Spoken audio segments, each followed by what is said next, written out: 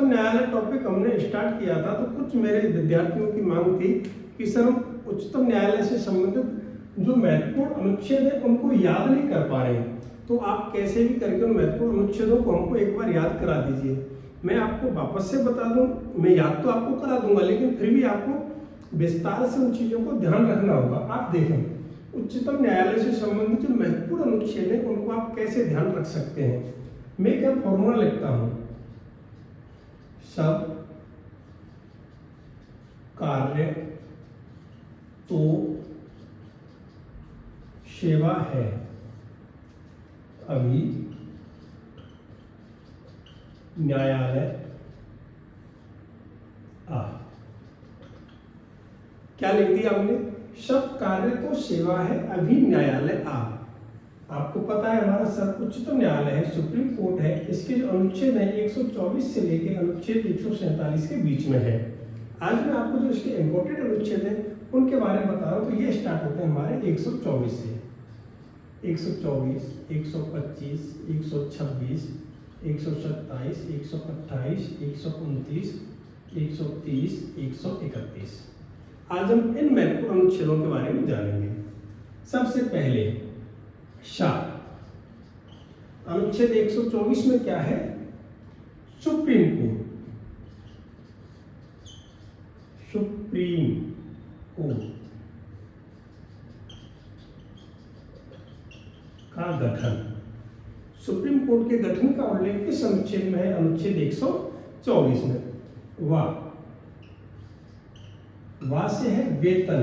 अब वेतन किसका होगा, सीधी सी बात है न्यायाधीशों का वेतन होगा।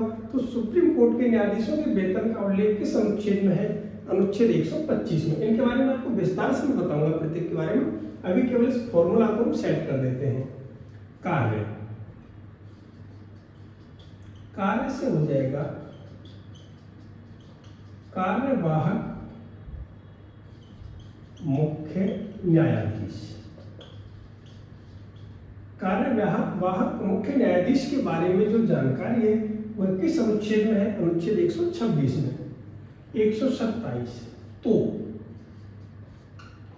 से हो जाएगा तदर्थ न्यायाधीश। तदर्थ न्यायाधीश को हम इंग्लिश में बोलते हैं एड हॉक। सेवा 128, सेवा से हो जाएगा सेवानिवृत्त न्यायाधीश।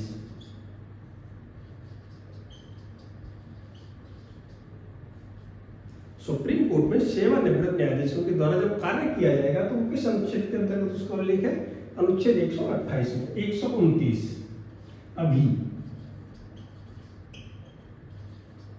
अभी से हम बनाएंगे अभिलेख न्यायालय।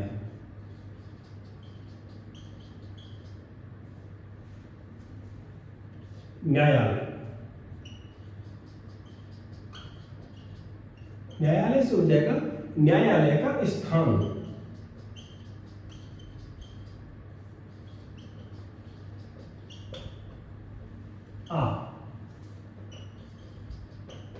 आ से हो जाएगा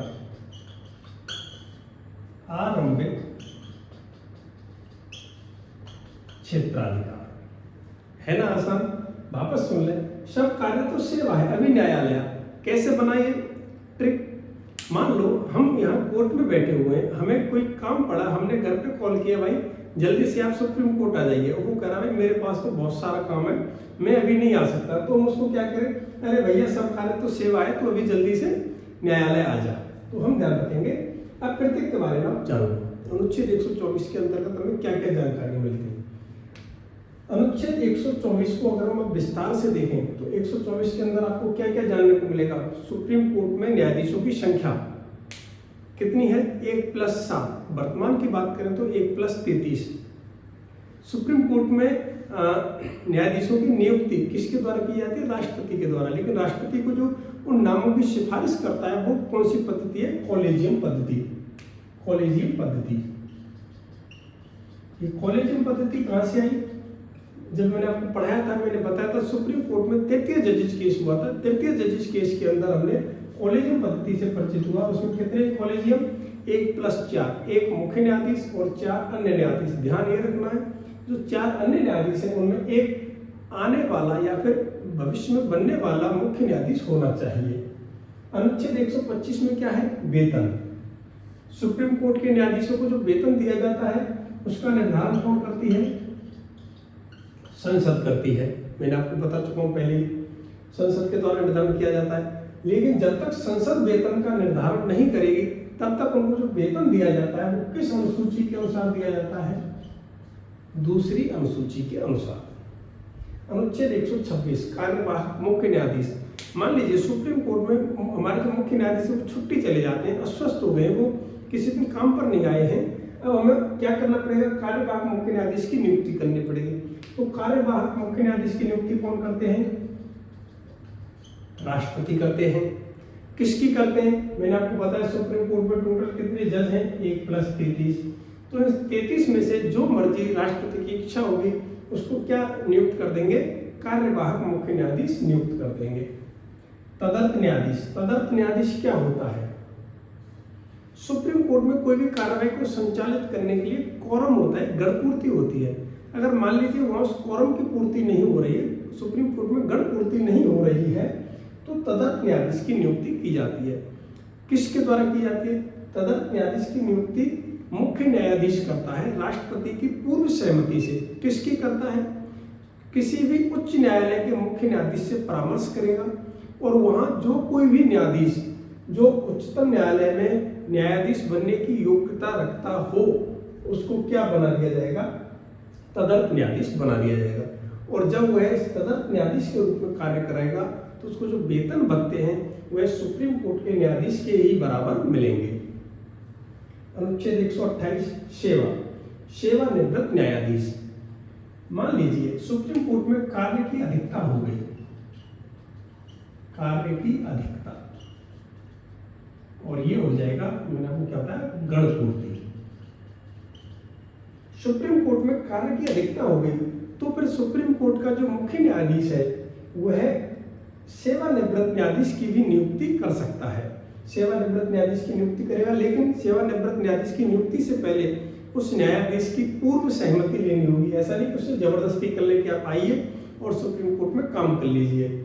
तो सेवानिवृत्त न्यायाधीश की नियुक्ति किसके द्वारा की जाएगी? मुख्य न्यायाधीश के द्वारा।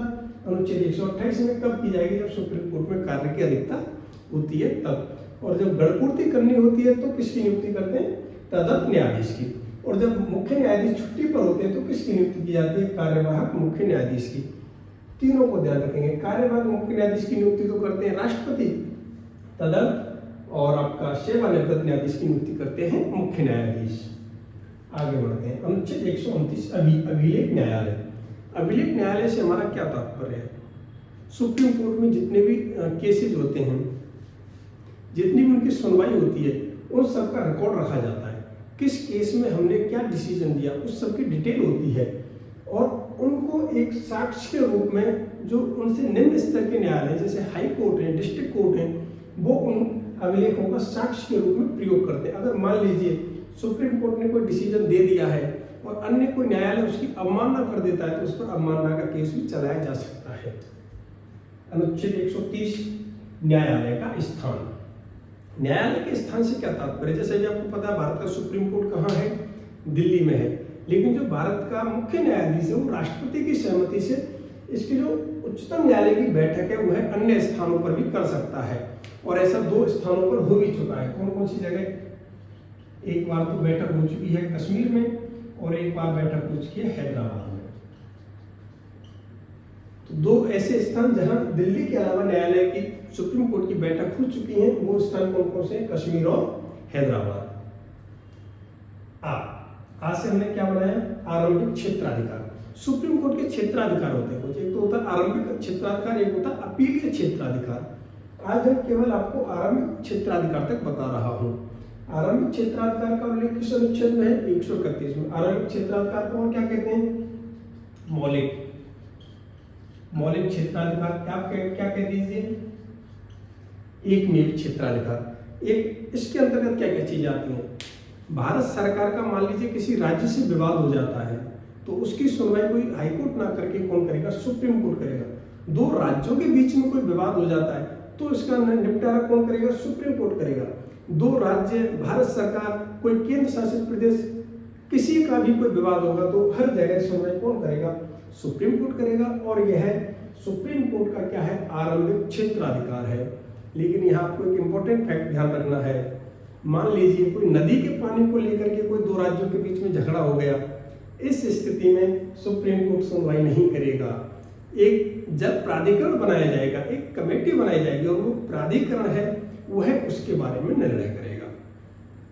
उम्मीद करता हूँ 124 से लेके 131 तक 1 2 3 4 5 6 7 8 अनुच्छेद आपको बहुत अच्छे से याद हो गए होंगे। कैसे याद रख लिया?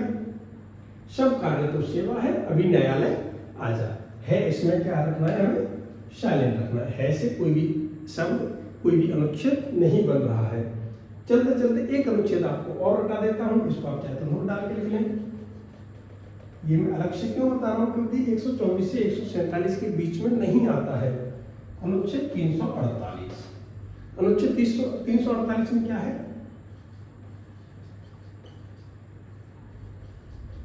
उच्चतम न्यायालय की भाषा। उच्चतम न्यायालय की भाषा क्या होगी? अंग्रेजी। इसीलिए आप देखते हैं उच्चतम न्यायालय के जितने भी सारे कार्य हैं वो सभी किस भाषा में होते हैं? अंग्रेजी में होते हैं। कारण क्या है? क्योंकि संविधान में लिखा हुआ है कि उच्चतम न्यायालय के सभी कार्य किस भाषा में होंगे? अंग्रेजी में होंगे। किस अनुच्छेद में लिखा हुआ है? अनुच्छेद 348 में। तो उम्मीद करता हूँ आपको आज की क्लास अच्छे से समझ में आ गई होगी। अगर आप वास्तव में इस क्लास से लाभान्वित हुए हैं तो ये आपकी भी जिम्मेदारी बनती है आप इस क्लास को ज़्यादा से ज़्यादा स्टूडेंट तक, ज़्यादा से ज़्यादा तैयारी करने वाले छात्रों तक पहुँचाएंगे। धन्यवाद।